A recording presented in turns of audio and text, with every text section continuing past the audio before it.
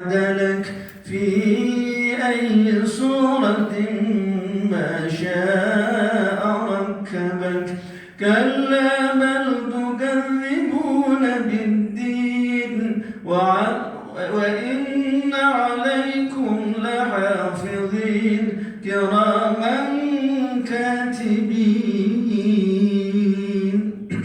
يعلمون ما تفعلون. الله أكبر.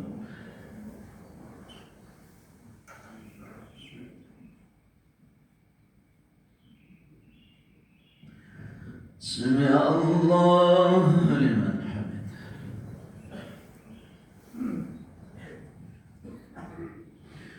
الله أكبر.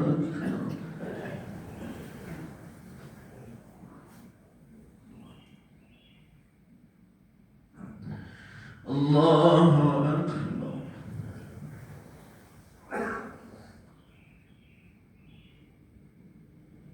الله أكبر.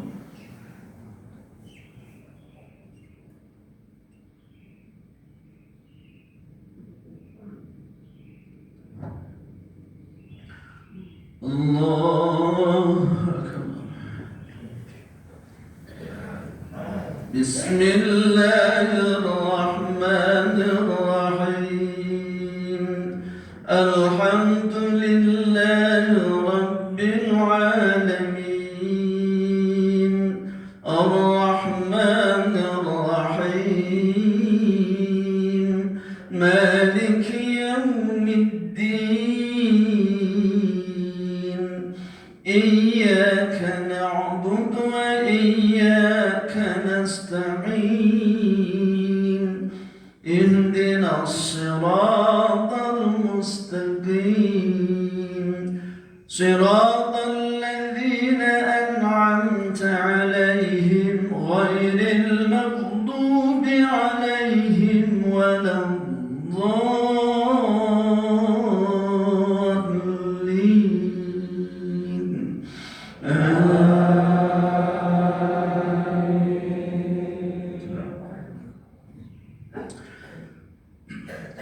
إن الأبرار لفي نعيم وإن الفجار لفي جحيم يصلونها يوم الدين وما هم عنها بغائبين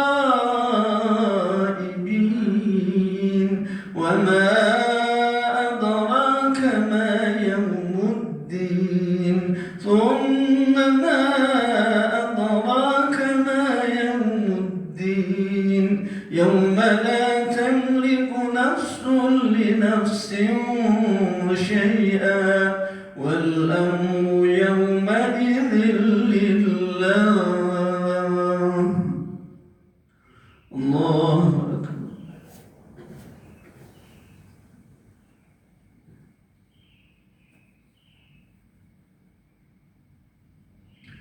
سمع الله لمن حمده.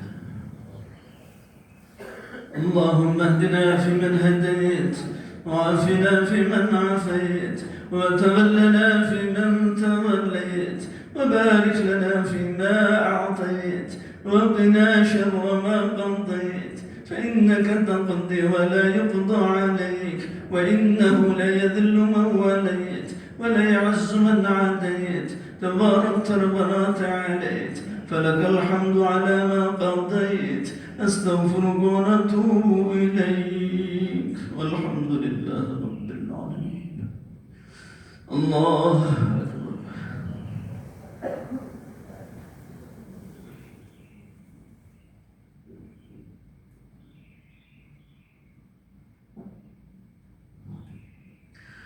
الله أكبر.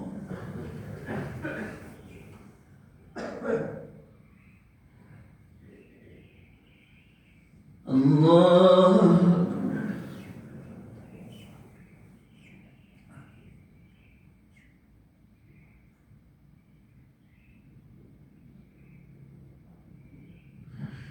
الله أكبر.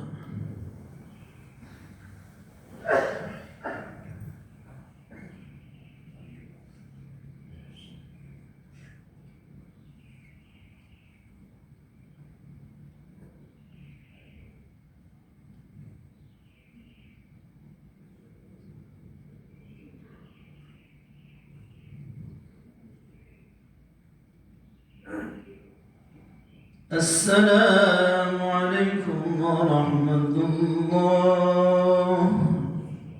السلام عليكم ورحمة الله.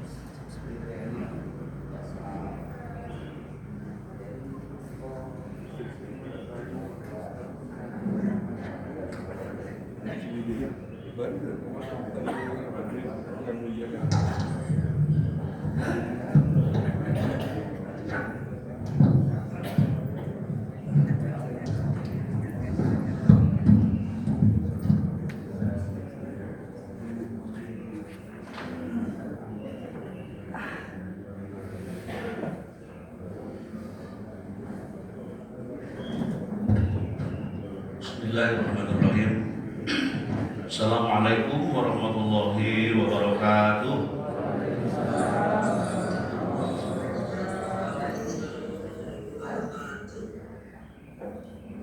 Alhamdulillahilladzi an'ama alaina bi ni'matil iman wal islam. Asyhadu an la ilaha illallah wahdahu la syarikalah wa asyhadu anna Muhammadan abduhu wa rasuluh. Allahumma sholli ala sayyidina Muhammad wa ala alihi wa sahbihi ajma'in. Rabbi shrah li sadri wa yassir li amri wahlul 'uqdatam min lisani yafqahu qawli, amma ba'du. Qala Allah ta'ala fil Qur'anil Karim, wa in ta'adzana rabbukum la in syakartum la azidannakum wa la in kafartum inna 'adzabi lasyadid. Al-ayat. Puji dan syukur kita panjatkan kehadirat ilahi Rabbi Allah Subhanahu wa Ta'ala. Sholawat dan salam semoga Allah melimpahkannya kepada junjungan kita Nabi besar Muhammad Sallallahu Alaihi Wasallam, kepada para keluarganya, para sahabatnya, para pengikutnya, termasuk kita yang sudah hadir di Masjid At-Taqwa KPAD Kota Bandung dan di berbagai daerah. Mudah-mudahan semuanya diberikan kesehatan oleh Allah Subhanahu wa Ta'ala. Hadirin kaum muslimin wal muslimat rahimakumullah, tema yang kami sajikan di pagi hari ini insyaallah 40 menit ke depan kita bahas bersama-sama, dan temanya adalah, kita lihat sebentar, kajian surah Al-Ahzab ayat 21, menyalakan cahaya akhlak Nabi di era krisis keteladanan. Menyalakan cahaya akhlak Nabi karena kelihatannya akhlak Nabi sudah agak ditinggalkan. Padahal Nabi ini sebagai sosok insan yang paripurna, manusia yang sempurna, yang membawa keteladanan bagi kita semuanya. Mari kita lihat ayat yang kita baca bersama-sama dengan penuh kehusyuan, mudah-mudahan mendapatkan keberkahan dari Allah Subhanahu wa Ta'ala. Ayatnya, A'udzu billahi minasy syaithanir rajim. Bismillahirrahmanirrahim. Laqad kana lakum fi rasulillahi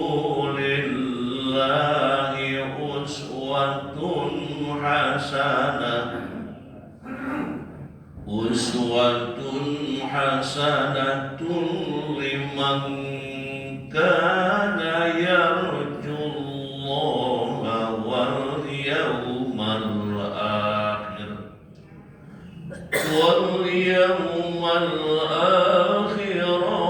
dzakarallaha katsira. Sungguh, nah ini diawali kata sungguh, bukan main-main. Ini Allah menurunkan ayat ini diawali kata sungguh. Telah ada pada diri Rasulullah SAW itu suri teladan yang baik bagimu, yaitu bagi orang yang mengharap rahmat Allah dan kedatangan hari kiamat, dan yang banyak mengingat Allah. Nah, ini surat ini, ayat ini sudah populer ketika membahas karakter, membahas adab, sopan santun, tata krama, susila dan seterusnya, selalu dijadikan landasan teologis sebelum membahas yang selanjutnya. Kemudian kita melihat asbabun nuzul, mengapa ayat ini turun, ada apa gerangan.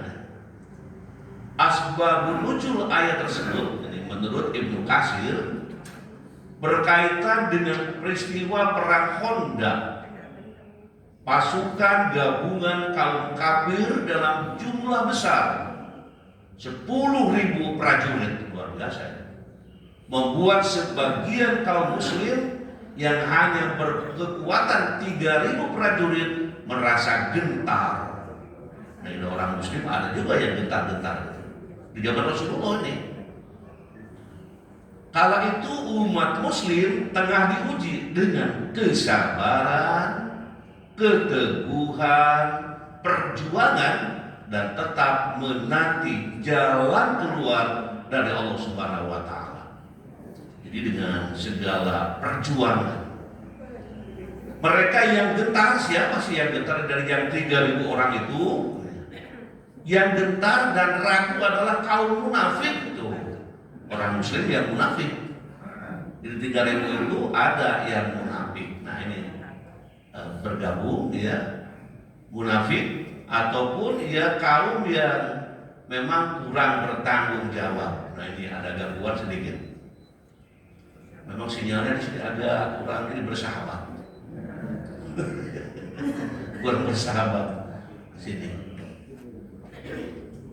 Halo hadirin jamaah yang berbahagia. Itulah yang kita lihat dalam kajian ini. Ya, memang begitu kenyataannya.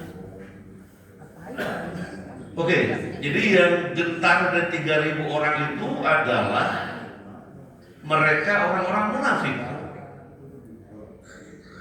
Oke, di orang-orang munafik, ya, orang-orang munafik. Orang munafik yang wajahnya wajah ke-Islam-Islaman, tapi hatinya agak kotor. Gitu. Di zaman Rasulullah sudah ada itu. Dari zaman walau ada kira-kira. Mudah-mudahan kita yang hadir tidak termasuk yang munafik, tapi yang beriman dibanggakan oleh Allah.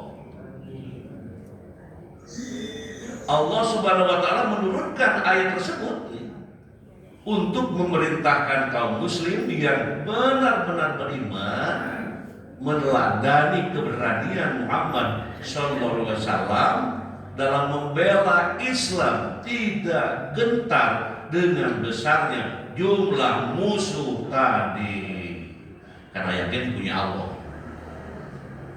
Oke, selanjutnya hadirin wal hadirat rahimakumullah, kita lihat para pemikir muslim, interpretasi para mufassir seperti apa menerjemahkan, menafsirkan ayat yang kita baca tadi. Ayat berapa tadi? Halo, ayat berapa? Ayat 21. Surat apa tuh? Ya, masih ingat, mudah-mudahan masih ingat. Ayat tersebut menegaskan kepada kita bahwa sungguh telah ada pada diri Rasulullah itu suri teladan yang baik bagi kita. Kita kaji lebih dalam makna uswatun hasanah dalam ayat ini. Menurut Imam As-Sobuni dalam Sofwatut Tafasir adalah bahwa Rasulullah merupakan figur yang luhur yang wajib kita ikuti seluruh perbuatan dan perkataannya. Ini kata pemikir yang sudah terkenal dalam tafsir Sofwatut Tafasir. Ini tafsir yang paling jago juga ini, yang besar ini. Sedangkan mana uswatun hasanah menurut Imam Mustafa Al-Marawi ini dalam tafsir Al-Marawi adalah bahwa Rasulullah merupakan contoh terbaik dalam semua perkataan, perbuatan, dan seluruh aspek kehidupannya. Jadi umat Islam itu tidak kehilangan contoh teladan. Nabi Muhammad sebagai idola, Nabi Muhammad sebagai orang yang dicintai dan diikuti dalam apa yang dilakukan oleh beliau. Selanjutnya hadirin wal hadirat rahimakumullah, sejalan dan sejalin dengan maksud ayat tersebut, Siti Aisyah, siapa Siti Aisyah?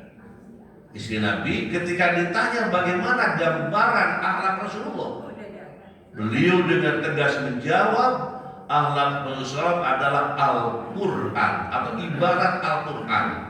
Dimaksudnya akhlak Rasul adalah pengejawantahan dari seluruh ajaran yang terdapat dalam Al-Quran.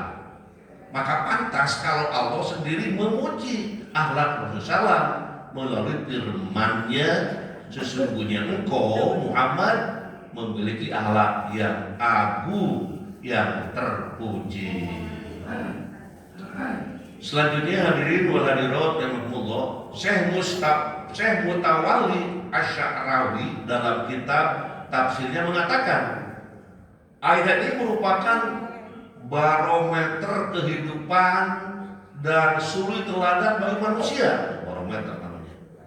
Nabi Muhammad SAW sukses dalam menyampaikan amanah risalah kenabian yang dibawanya. Selain itu ia juga representasi dari potret Islam yang sebenarnya, itu menjadi teladan bagi pengikutnya. Mudah-mudahan kita yang hadir termasuk yang dalam mengikuti Muhammad dalam kehidupan sehari-hari. Ayat di atas juga menjadi salah satu pokok agung perihal meneladani Rasulullah dalam setiap pekerjaan, ucapan, tingkah laku dan lainnya. Oleh karena itu Allah memerintahkan semua manusia untuk menjadikannya sebagai suri teladan. Selain dalam menjadi pemimpin, Rasul juga menjadi teladan dalam hal yang lebih penting. Menurut Syekh Mutawalli, di antara teladan paling agung Rasulullah adalah hatinya tidak pernah lupa untuk mengingat Allah Subhanahu wa Ta'ala. Di sedang apapun beliau ingat. Kita juga insya Allah kiaman wa qu'udan ala junubihim, sedang berdiri, sedang duduk, sedang berbaring, selalu ingat kepada Allah. Hadirin jamaah yang berbahagia, selanjutnya kita lihat dalam tafsir Nafahat Al-Makkiyah disebutkan bahwa sungguh bagi kalian wahai orang-orang yang beriman untuk berpegang teguh dalam ucapan, jangan selama ini dalam ucapan, tindakan dan keadaan untuk mengikuti Rasul, untuk dijadikan contoh yang baik. Beliau tidak putus asa, bersungguh-sungguh atas dirinya menolong agama Allah, berpegang teguh dengan sunnahnya, dan tetaplah di atas prinsip Rasulullah dalam peperangan. Bersabarlah sebagaimana kesabaran beliau dalam dakwah dan jihad dengan seluruh kondisi, dan beramallah sebagaimana amalan-amalan beliau, serta jangan berputus asa dari mengharap pahala dari Allah dan kasih sayangnya di akhirat yang akan datang.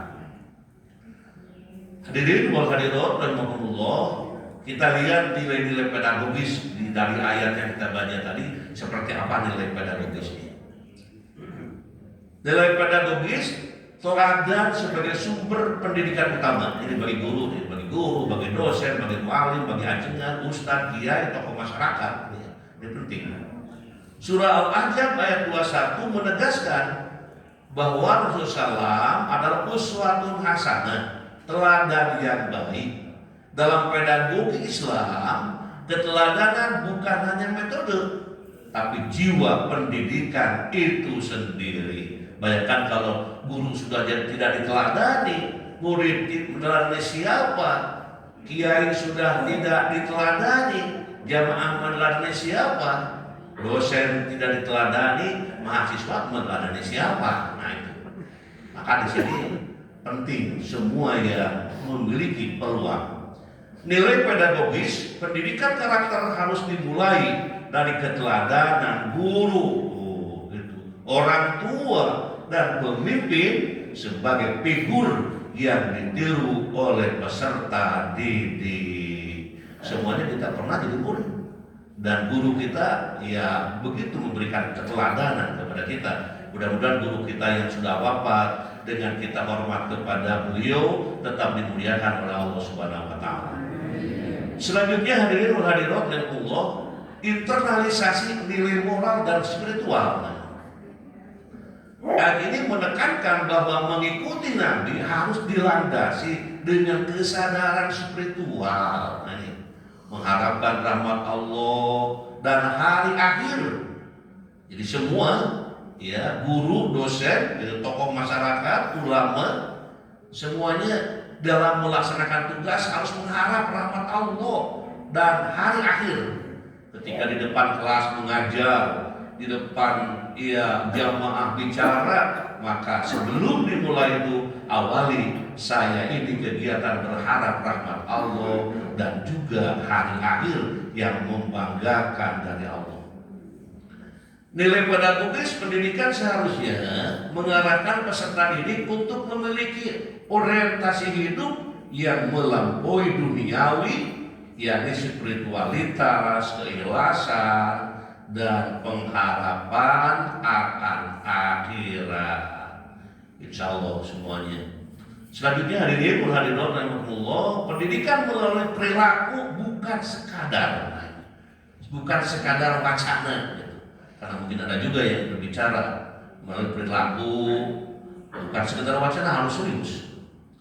Akhlak Nabi adalah praktik nyata, bukan teori moral. Pendidikan harus membentuk kebiasaan berakhlak, bukan sekadar menyampaikan informasi. Jadi harus membiasakan, tanamkan kebiasaan. Di rumah kalau anak pakaiannya kurang bagus, dia tegur sama orang tuanya. Pakaianmu ini kurang bagus kok. Bapaknya kurang senang melihat kamu kalau pakaiannya begini. Ini sedang menanamkan akhlak. Ngomongnya dengan keras-keras. Pelan-pelan, Bapak mendengar suaramu. Nah, begitu ya. Kalau makan jangan berbunyi, apalagi tidak baca doa. Ini penting orang tua dari rumah menanamkan tentang perilaku yang menumbuhkan kesadaran. Nilai pedagogis pendidikan berbasis aksi, action based learning, dan pembiasaan moral lebih efektif daripada ceramah semata. Jadi harus jadi action, harus jadi contoh. Jangan menerangkan disiplin adalah sopan santunnya, itu bukan begitu. Guru itu langsung tampil sebagai orang yang santun, tampil sebagai orang yang disiplin, sehingga anak-anak akan mengikutinya, bukan menerangkan makna-makna disiplin dan seterusnya. Oke, selanjutnya hadirin hadirat, menghidupkan nilai keteladanan dan krisis moral. Judul menekankan krisis keteladanan di era kini. Dalam konteks ini, pendidikan memiliki peran properatif untuk menghidupkan kembali nilai-nilai luhur. Di sekarang dipandang sedang agak mundur, sedang tidak ingat ke Rasulullah, sehingga hidupnya semena-mena. Padahal dia sebagai pendidik, sebagai dosen, sebagai guru, sebagai ulama, sebagai tokoh masyarakat. Nilai pedagogis pendidikan harus responsif terhadap konteks zaman dan berfungsi sebagai benteng moral masyarakat. Jadi sebagai benteng moral, jadi kalau ada yang kurang bermoral, diingatkan itu. Ada orang siswa yang agak nyeleneh, diingatkan oleh gurunya. Insya Allah akan tetap teringatkan. Hadirin hadirat rahimahullah. Nah, ini kita lihat landasan teoretis dari kajian kita. Akhlak adalah cermin keimanan, fondasi peradaban, pilar-pilar tegaknya tantangan masyarakat yang maju, instrumen pergaulan, dan modal utama untuk menciptakan keadilan, kedamaian, dan keamanan. Itu akhlak. Di akhlak itu cermin keimanan. Bagaimana kita berbicara, bagaimana kita bergaul, bagaimana kita bersama-sama, di situ muncul kebiasaan-kebiasaan yang baik. Menurut Imam Al-Ghazali, akhlak merupakan tingkah laku yang melekat pada diri seseorang yang dapat memicu perbuatan baik tanpa mempertimbangkan terlebih dahulu. Ini akhlak. Jadi kalau ketemu sama orang lain kan langsung senyum itu. Senyum, kemudian Assalamualaikum, itu spontanitas, tanpa mikir. Ketemu sama ketua DKM, saya harus ngomong apa, tidak begitu. Langsung begitu ketemu, Assalamualaikum, udah makan. Nah, ini teh akhlak gitu. Datang ke rumah, Assalamualaikum, kata orang rumah, Waalaikumsalam, silakan duduk. Dikira tamu, padahal suaminya, senyum sedikit, ini akhlak gitu. Nah, itu menurut Imam Ghazali, ini perbuatan tanpa dipikirkan terlebih dahulu. Bahasa mudahnya, akhlak itu perbuatan spontanitas tanpa dipikirkan terlebih dahulu karena sudah tertanam sejak kecil. Imam Al-Mawardi dalam tafsirnya mengatakan akhlak terpuji itu sendiri berada dalam kebahagiaan. Orang yang berakhlak terpuji berada dalam keselamatan, sedangkan orang yang berakhlak tercela berada dalam musibah. Ini. Orang yang berakhlak terpuji berada dalam keselamatan, sedangkan orang yang berakhlak tercela berada dalam musibah, ia sendiri berada dalam kesulitan. Kalau akhlaknya orang bagus, orang tidak menyenanginya, sehingga dia jadi sendirian, gak ada temannya. Nah, ini membuat dirinya menjadi sulit dalam berkomunikasi. Hadirin wal hadirat rahimakumullah, salah satu sebab krisis keteladanan hari ini, adalah jauhnya manusia dari akhlak Nabi yang seharusnya menjadi pijakan dalam menjalani kehidupan sehari-hari. Sebab akhlak Rasulullah tidak hanya untuk dikenang saja, tetapi juga untuk diterapkan dalam perilaku, tutur kata, dan bersosial. Maka ketika krisis keteladanan seperti saat ini menimpa banyak manusia, Rasulullah adalah sosok terbaik untuk dijadikan teladan hidup yang baik, jujur, sopan, rendah hati, dan sifat-sifat kebaikan lainnya. Maka dalam Al-Qalam ayat 4 mengatakan, wa innaka la'ala khuluqin adzim. Sesungguhnya engkau benar-benar berbudi pekerti yang luhur. Tuh, begitu kata Al-Quran. Selanjutnya hadirin hadirat rahimakumullah, di tengah keadaan seperti ini memancarlah akhlak Rasulullah tak sekadar tuntunan moral, tapi kebutuhan untuk menata kembali arah hidup umat. Akhlak yang Nabi contohkan tidak hanya narasi sejarah, tapi peta jalan bagi siapa saja yang ingin tetap di jalan yang Allah ridhoi. Bahkan dalam Al-Quran ditegaskan bahwa orang-orang yang mengakui cinta kepada Allah, ia harus mengikuti apa yang telah dicontohkan oleh Rasulullah Sallallahu Alaihi Wasallam. Allah berfirman, kita baca pelan-pelan. Qul in kuntum tuhibbunallaha fattabi'uni yuhibbukumullah. Fattabi'uni yuhibbukumullah wa yaghfir lakum dzunubakum wallahu ghafurur rahim. Katakanlah wahai Muhammad, jika kamu mencintai Allah, jika kamu mencintai Allah, ikutilah aku. Niscaya Allah akan mencintaimu dan mengampuni dosa-dosamu. Allah pengampun lagi, Allah Maha Pengampun lagi Maha Penyayang. Al-Imran ayat 31. Selanjutnya hadirin hadirat rahimakumullah, mengikuti Rasulullah tidak hanya sekedar menunaikan salat dengan khusyuk atau puasa dengan tekun saja, melainkan juga menghidupkan ruh akhlak karimah dalam setiap interaksi sosial kita. Ketika kita menjaga lisan dari dusta dan fitnah, itu juga bagian dari ibadah.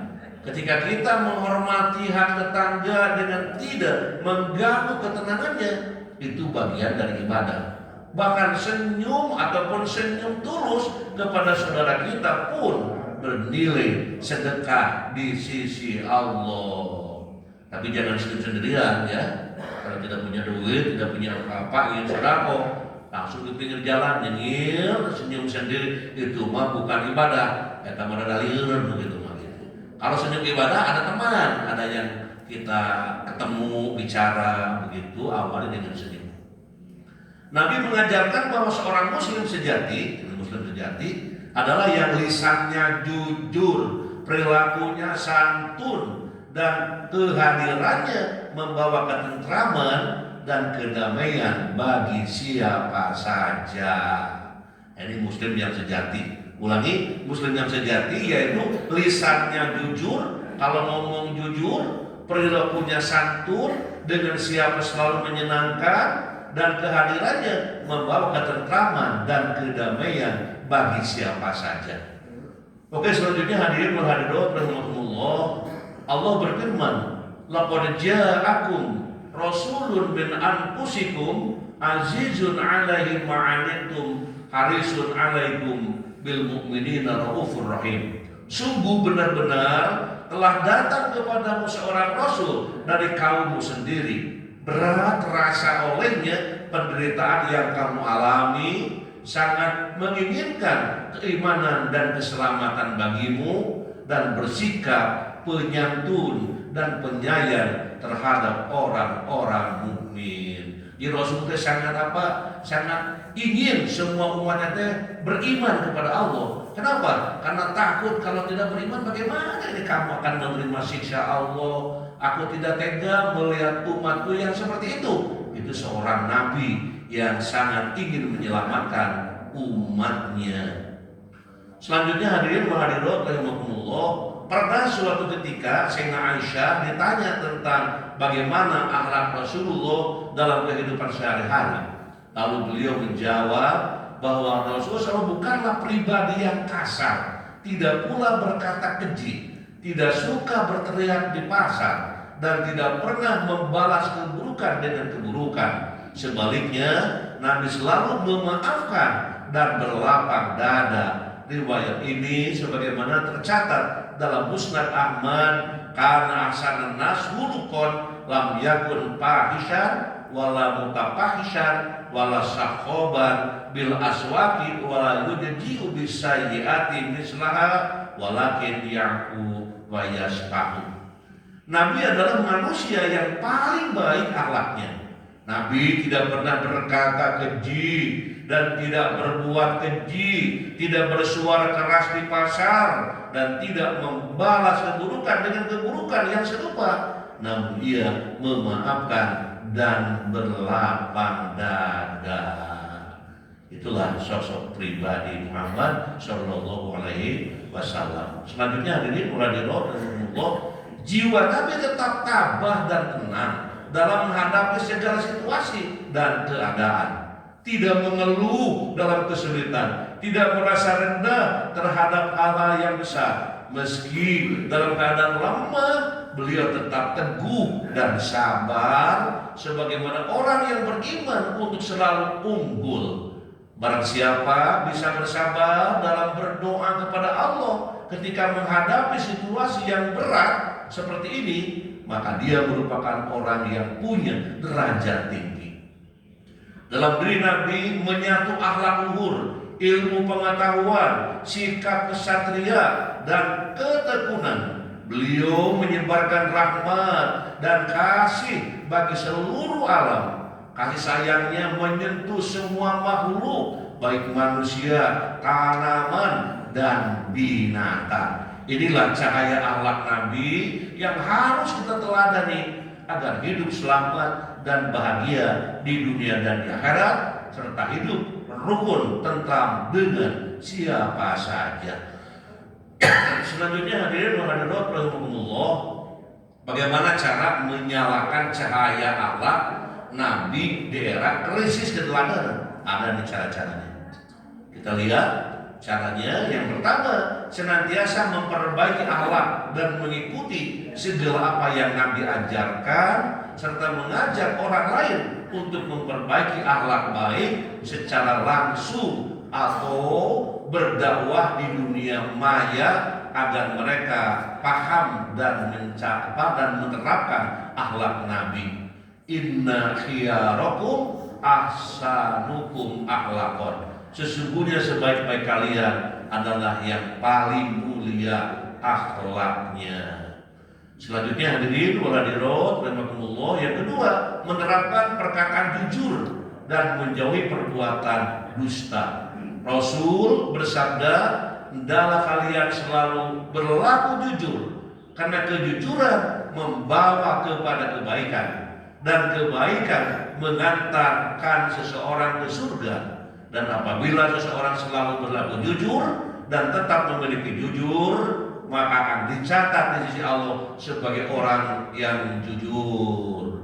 Dan jauhilah oleh kalian berbuat dusta, karena dusta membawa seseorang kepada kejahatan, dan kejahatan mengantarkan seorang ke neraka. Dan jika seseorang senantiasa berdusta dan memilih kedustaan, maka akan dicatat di sisi Allah sebagai pendusta alias pembohong. Nah, itu yang kedua. Terus selanjutnya yang ketiga atau masih ada penjelasan, salah satu sifat Nabi yang harus kita teladani yaitu jujur, benar dalam perbuatan dan perkataan. Beberapa keuntungan berperilaku jujur yakni dapat meningkatkan kepercayaan dari orang lain. Hidupnya tenang karena tidak dihinggapi kebohongan, membawa kebaikan hidup, terhindar dari sifat munafik, serta perilaku jujur dapat mengantarkan orang beriman meraih surga Allah Subhanahu wa taala. Demikian ya, kita harus menjadi generasi yang jujur, menghindari berita bohong agar kita memperoleh kebaikan dan meraih surga Allah Subhanahu wa taala serta menyalakan cahaya akhlak baginda Nabi Muhammad sallallahu alaihi wasallam. Selanjutnya hadirin wal hadirat rahimakumullah, senantiasa belajar memaafkan kesalahan orang lain, berinfak dan mengendalikan hawa nafsunya. Istilahnya senantiasa belajar memaafkan kesalahan orang lain, karena paling sulit itu memaafkan kesalahan orang. Biasanya kalau orang salah, kapan Anda mau minta maaf kepada gue? Itu ngomongnya. Harusnya tidak begitu, maafkan saja. Rasul begitu, tidak. Pokoknya nanti datang ke rumah segera minta maaf. Kamu ini banyak salah kepada saya. Orang sombong begitu ngomongnya. Tapi orang yang beriman sudah maafkan saja. Walaupun perih hati kita, sedih hati kita dengan kata-katanya, tapi kita lapang untuk memaafkan. Terima kasih. Oke, yaitu orang-orang yang selalu berinfak baik di waktu lapang maupun sempit, orang-orang yang mengendalikan kemurkaannya, dan orang-orang yang memaafkan kesalahan orang lain. Allah mencintai orang-orang yang berbuat kebaikan. Selanjutnya hadirin wal hadirat rahimakumullah, menjauhi harta yang haram. Wahai Ka'ab bin Ujrah, namanya gitu, sesungguhnya tidaklah daging anggota badan yang tumbuh berkembang dari sesuatu yang haram, kecuali semua itu lebih berhak dibakar dalam api neraka. Dulu mungkin ada makanan yang dibawa ke rumah, mungkin dulu tidak tahu hal haram, orang diembat aja, uang siapa, duit siapa gitu ya, pokoknya berikan ke istri, ke anak. Ingat ke hadis ini, waduh ini gimana ini, tobat saja, gak usah ribut gitu. Karena Allah itu maha pengampun. Ini Nabi mengingatkan, wahai Ka'ab bin Ujrah, sesungguhnya tidaklah daging anggota badan yang tumbuh berkembang dari sesuatu yang haram, kecuali semua itu lebih berhak dibakar dalam api neraka. Selanjutnya hadirin wal hadirat rahimakumullah, tidak menjadikan tontonan sebagai tuntunan. Kita harus bersikap laksana ikan hidup di laut. Airnya asin, tapi ikan tidak terbawa asin. Artinya tidak mudah tergusur dan tergeser oleh tayangan-tayangan yang tidak bermanfaat. Tuntunan tetap jadi tuntunan, tontonan tetap jadi tontonan. Janganlah sekali-kali kau tertipu oleh kegiatan orang kafir di dalam negeri. Itu hanyalah kesenangan sementara. Kemudian kediamannya neraka jahanam, seburuk-buruk tempat baringan. Selanjutnya hadirin hadirat rahimakumullah, pandai menjaga lisan dan tangannya. Banyak ya kekerasan muncul akibat tidak pandai menjaga lisan di media sosial. Maka hendaknya guru, orang tua, pemimpin harus memberikan keteladanan menjaga lisan dan menghargai orang lain, agar krisis akhlak tidak berkelanjutan akibat mereka kehilangan orang ataupun kehilangan arah tujuan. Jangan biarkan anak-anak kita terbuai dengan saling bullying, menghina, tertanam rasa dendam dan benci bermusuhan yang menyebabkan mereka putus harapan untuk melanjutkan hidup dengan damai. Ada yang bocor masuk kalau mohon di-mute. Al-muslimu man salimal muslimun min lisanihi wa yadihi. Seorang muslim adalah seorang yang orang muslim lainnya selamat dari gangguan lisan dan tangannya. Oke, selanjutnya kita lihat menanamkan pendidikan agama ini. Pendidikan agama dan moral selalu ditekankan sejak dini agar anak-anak dapat memahami dan menerapkan nilai-nilai kebaikan dalam kehidupan mereka. Sekolah dan lembaga pendidikan diharapkan tidak hanya mengajarkan pengetahuan akademik, tetapi juga mendidik generasi muda untuk menjadi pribadi yang berakhlak baik. Jadi kalau guru jangan hanya ada materi saja, coba bagaimana menanamkan akhlak. Wahai orang-orang yang beriman, jagalah dirimu dan keluargamu dari api neraka yang bahan bakarnya adalah manusia dan batu. Penjaganya adalah malaikat-malaikat yang kasar dan keras. Mereka tidak durhaka kepada Allah terhadap apa yang Dia perintahkan kepadanya dan selalu mengerjakan apa yang diperintahkan. Hadirin wal hadirat rahimakumullah, kita ingin menampilkan kisah teladan. Ini cukup bagus, kisah teladan. Asma bin Umes, istri Ja'far bin Abi Thalib, menuturkan, Rasulullah SAW datang menjengukku. Beliau memanggil putra putri Ja'far. Aku melihat beliau mencium mereka hingga air mata beliau menetes. Aku bertanya, wahai Rasulullah, apakah berita tentang Ja'far telah sampai kepadamu? Beliau menjawab, sudah. Dia telah gugur pada hari ini. Mendengar berita itu pun kami menangis. Kemudian beliau pergi sambil berkata, buatkanlah makanan bagi keluarga Ja'far karena telah datang berita musibah yang memberatkan mereka. Ketika air mata Rasulullah SAW menetes menangisi gugurnya para syuhada tersebut, Sa'ad bin Ubaidah bertanya, wahai Rasulullah, apakah Anda menangis? Rasul menjawab, ini adalah kasih sayang yang Allah letakkan di hati hamba-hambanya yang memiliki kasih sayang. Hadis riwayat Bukhari. Selanjutnya hadirin wa hadirat rahimakumullah, setelah Asma kita lihat, lalu ketika air mata Rasulullah menetes disebabkan kematian putra beliau bernama Ibrahim, maka Abdurrahman bin Auf bertanya kepada beliau, apakah Anda juga menangis wahai Rasulullah? Rasul menjawab, wahai Ibnu Auf, ini adalah ungkapan kasih sayang.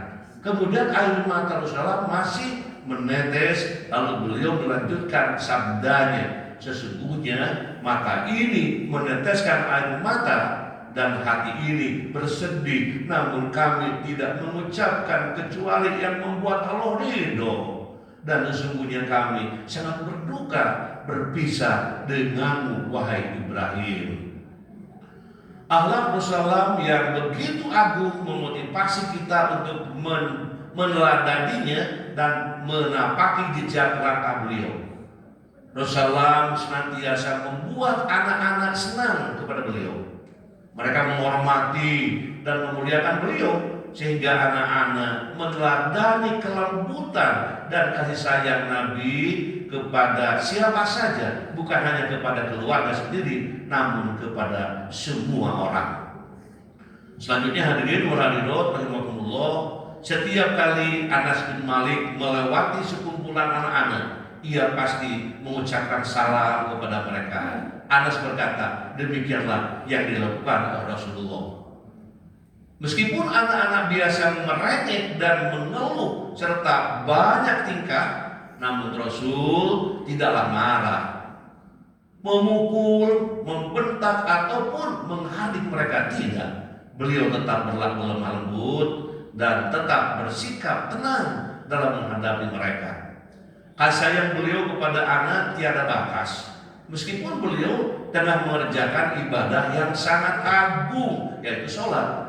Beliau pernah mengerjakan salat sambil menggendong Ummamah putri Zainab binti Rasulullah dari suaminya yang bernama Abdul As bin Aqrabi.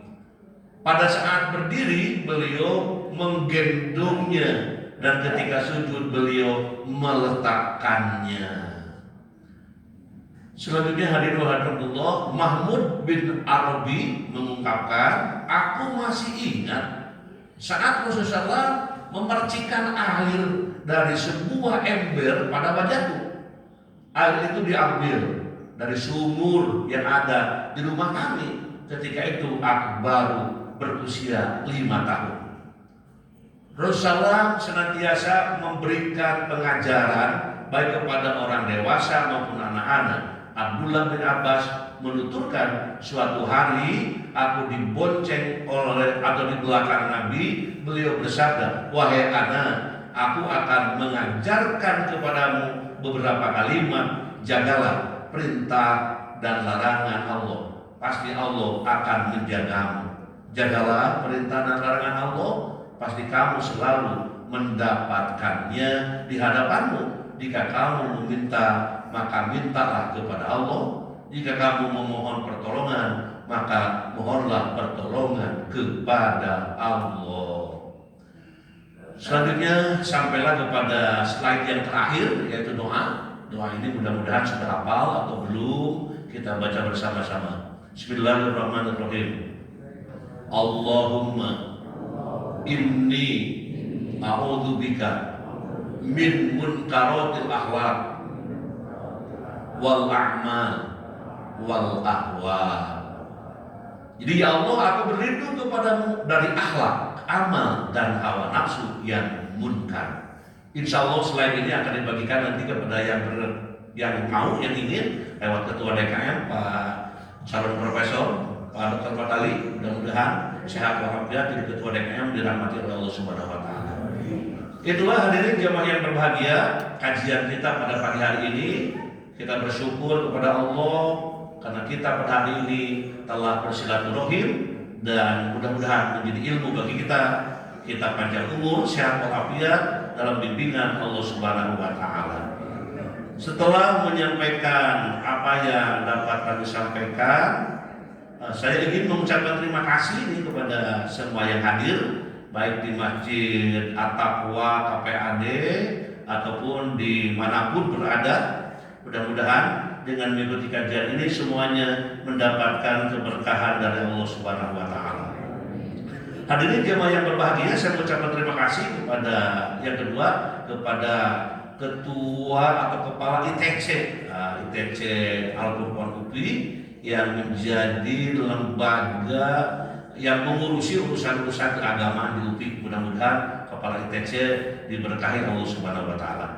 Kemudian juga terima kasih kepada para profesor, banyak yang hadir profesor. Di sini ada Profesor Ana, Profesor Biju Masuna, Profesor Aan Komaria, Profesor Kijang Ahmad, Profesor Dedi Rohendi, Profesor Adi Sobandi, Profesor Ida Hamida, Profesor Edi Suresman sebagai Ketua DKM Al-Qur'an UPI, Profesor Isah Cahyani, Profesor Ahmad Bukhori, Profesor Dani Mariawan, sehat selalu Prof ya, alhamdulillah. Profesor Din Wahyudin, Profesor Yaya Sudarya, Profesor Sri Subekti, Profesor Nedi Budiawati, Profesor Uyu Wahyudin, Profesor Rahmat, kemudian Profesor Emi Emilia, Profesor Cucu Juniarsi, Profesor Usep Kuswari, Profesor Yudi Sukmayadi sebagai dekan, kemudian Profesor Eli Maliha, dan profesor yang mungkin tidak tersebut tapi hadir. Mohon maaf nih, karena di sini ada profesor yang hadir, Profesor Bambang dan juga hadir di At-Taqwa. Mudah-mudahan semua profesor yang hadir, yang tidak disebut namun hadir juga ataupun tidak hadir, semua diberkahi oleh Allah Subhanahu wa taala. Kemudian juga Bapak Profesor Juntika ya, itu sebagai ketua ataupun direktur pasca sarjana juga sama-sama hadir. Mudah-mudahan diberkahi oleh Allah Subhanahu wa taala. Hadirin jamaah yang berbahagia, juga di sini saya ucapkan terima kasih kepada Pak Usep Kuswari di Profesor. Selain beliau sebagai profesor hadir dan juga mengajak jamaahnya dari DKM Baitul Amanah Lembang. Mudah-mudahan para jamaah sehat walafiat dalam bimbingan Allah Subhanahu wa taala. Kemudian penasihat Al-Qur'an UPI juga banyak yang hadir. Terima kasih Ketua DKM Al-Qur'an Prof. Edi tadi, Prof. Edi Suresman yang baru pulang dari haji. Mudah-mudahan menjadi hari yang mabrur. Dan sesepuh Al-Qur'an Bapak Dr. Haji Duliman, Muhammad Duliman juga ikut hadir, sehat selalu. Ketua Prodi Pedagogik Dr. Epiana juga hadir. Dosen Prodi S2 dan S3 Administrasi Pendidikan Dr. Diding Nurdin juga hadir dan membagikan informasi ini kepada para mahasiswanya. Mudah-mudahan menjadi amal yang diterima oleh Allah Subhanahu wa taala. Kampus Kamda Purwakarta, Serang, Tasik, Cibiru, Sumedang, dan juga para mahasiswa ikut hadir. Terima kasih. Dr. Muhammad Hasan Basri dari UPI Cibiru juga tidak ketinggalan. Universitas Jambi ini Ustaz Anwar yang memotori di situ. Terima kasih atas kehadirannya, dan juga Prodi Analisis Kimia, Prodi D3 Perpajakan Fakultas Ekonomi dan Bisnis dari Jambi ikut hadir. Mudah-mudahan para mahasiswa menjadi calon pemimpin di masa yang akan datang dengan penuh ridho Allah Subhanahu wa taala. Kemudian dari Cianjur, Dr. Haji Herlan Firmansyah dengan para mahasiswanya ikut hadir. Terima kasih. Kemudian Bapak Iwan Sopyan ini. Kami dari tim terapi air sempurna Sport Club, ini juga ya. Ya, di situ ada terapi air. Jadi kalau nyeri-nyeri kaki lah ke situ lah kira-kira ya. Terima kasih dengan kawan-kawan. Kemudian Profesor Dr. Haji Yedi Purwanto, dosen ITB juga hadir. Terima kasih. Pak Jasman Indarpur dari ITB Semarang juga hadir. Kemudian Bapak Dr. Masdon BPIP Jakarta juga hadir di tengah-tengah kesibukannya. Mudah-mudahan tetap menjadi hamba Allah yang dirahmati Allah Subhanahu wa taala. IGI Jawa Barat Bapak Ustadz Anwar Sanusi, nah ini juga hadir. Terima kasih Ustadz bisa hadir. Kemudian Dinas Pendidikan Purwakarta ada namanya Pak Erwin juga hadir bersama-sama. Kemudian Haji Tata Muhtar SOS MSI, Kepala Dinas Kependidikan dan Pencatatan Sipil Kota Bandung. Halo Pak Haji, ini mencatat terus. Mudah-mudahan warga Bandung menjadi warga yang dirahmati Allah Subhanahu wa taala. Kiai Haji Dr. Yan Jamil, pimpinan pesantren Suryalaya juga ikut hadir. Terima kasih. Wakil pimpinan Pondok Pesantren Darul Ulum Wad Dakwah Condong Tasikmalaya, sekaligus Rektor Institut Teknologi dan Bisnis Darul Ulum Wad Dakwah Bapak Dr. Kiai Haji Mahmud Farid MPD. Beliau dengan para pemimpin dan juga masyarakat ikut hadir.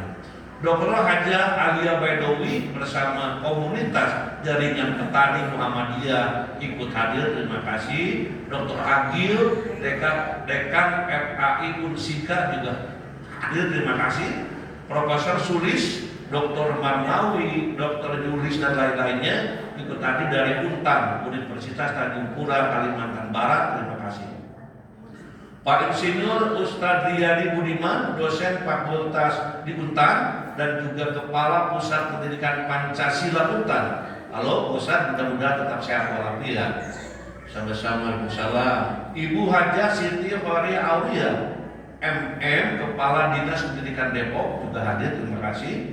Sivitas Akademika Uninus nih, Wadir SPS Uninus Profesor Nana Herdiana juga hadir. Terima kasih. Ketua Prodi Ibu Dr. Hajah Deti dosen, dan juga Dr. Hendi, Dr. Marwan dan para alumni ikut hadir. Di antaranya Dr. Haji Teddy sebagai Aska 2 Tasikmalaya. Halo Pak Haji Teddy.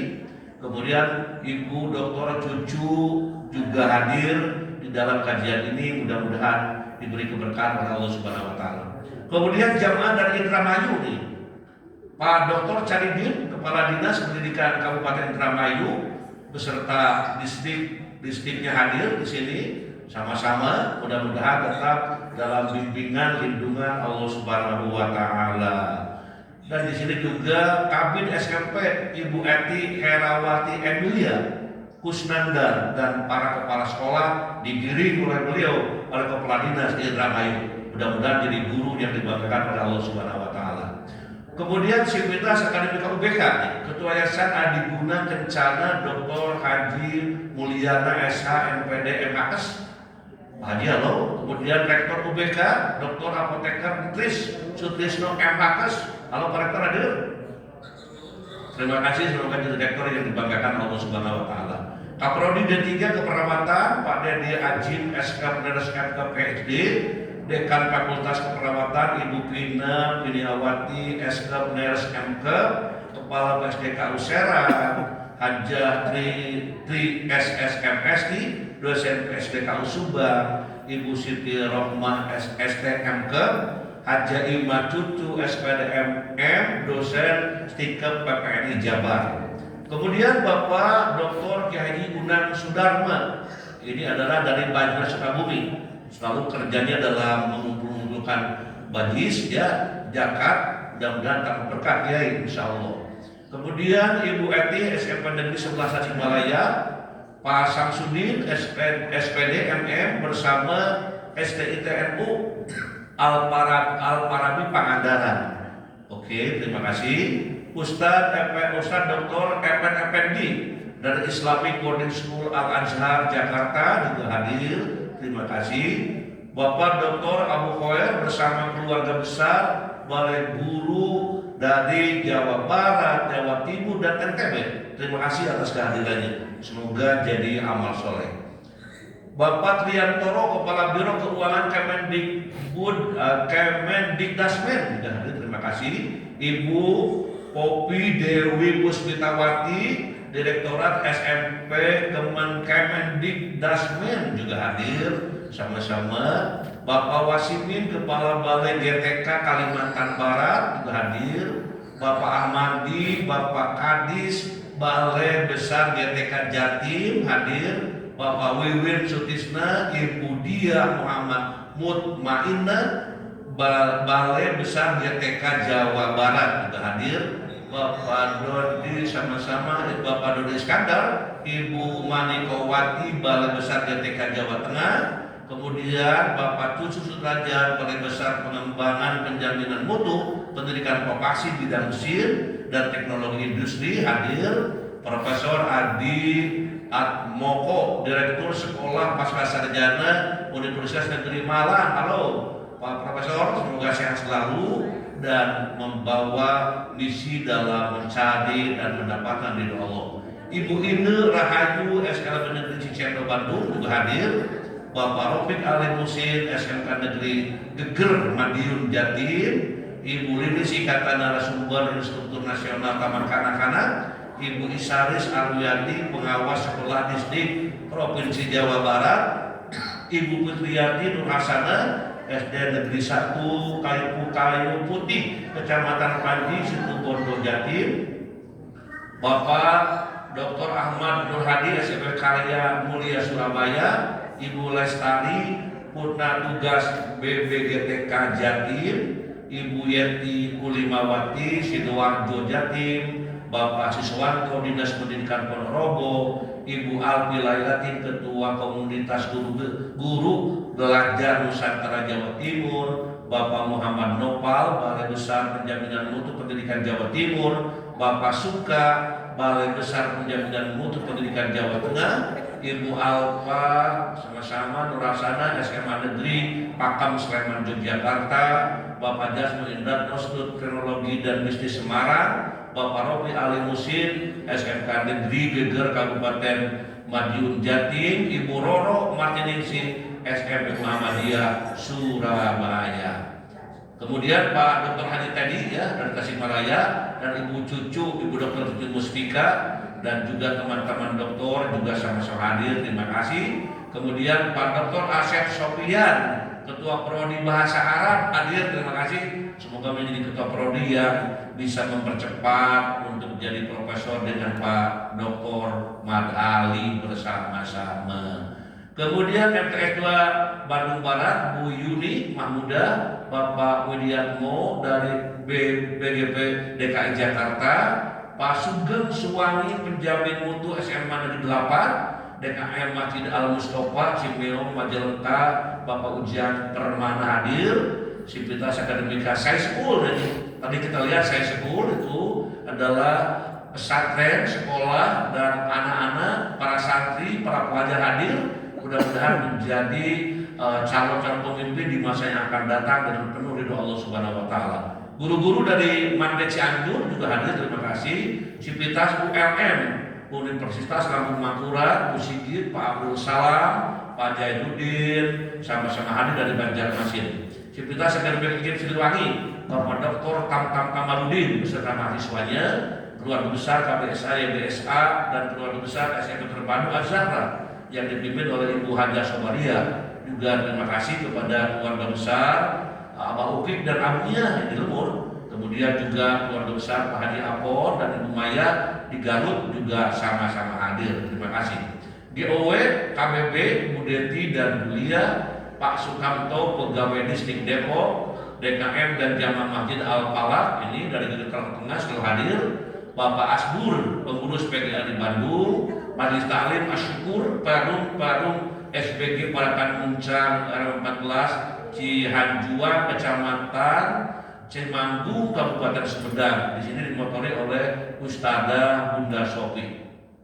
Kemudian Bapak Dr. Usep Sutarman, Dewan Pakar Ijmi Kabupaten Bandung, sama-sama Pak Dr. Ahmad Sujani, Dewan Masjid Indonesia dan DKM Masjid Raya Al-Azom Kota Tangerang, terima kasih bisa hadir. Kemudian BPIP RI Sadono Sriharjo, Pak Aib Hidayat, ini Ustadz dari Darul Usama, dan juga SMP IPA atau SMP IT Al-Qadz, sekolah yang dimotori, dibimbing ataupun binaan Profesor Aan Komaria. Itulah yang sampai ke meja kami yang tidak disebut, kalau semuanya tidak mengurangi selalu mendapatkan rahmat dari Allah Subhanahu Wa Taala. Mari kita akhiri kajian ini dengan doa. Allahumma sholli wa barik wa sallim, amin. Allahumma rzuqna ilman nafi'an wa rizqan thayyiban wa amalan mutaqabbalan. Allahumma inna nas'aluka ilman nafi'an wa rizqan wasi'an wa shifaan min kulli da'. Allahumma yassir umurana, Allahumma faqihna fid din, waghfir lana wa li walidina warhamhum kama rabbawna shighara. Rabbana taqabbal minna innaka antas samiul alim wa tub alaina innaka antat tawwabur rahim. Rabbana atina fid dunya hasanah wa fil akhirati hasanah wa qina adzabannar wa adkhilnal jannata ma'al abrar ya aziz ya ghaffar ya rabbal alamin. Subhana rabbika rabbil izzati amma yasifun wa salamun alal mursalin walhamdulillahi rabbil alamin. Termasuk Pak Dr. Ayu Darmawan dari Medan juga hadir. Terima kasih, semoga sehat walafiat, dan juga dari tempat-tempat yang lainnya. Mudah-mudahan kita dipanjangkan umur, ketemu kembali pada hari-hari yang akan datang. Allahumma muwaffiq ila aqwamit thoriq. Assalamualaikum warahmatullahi wabarakatuh. Waalaikumsalam.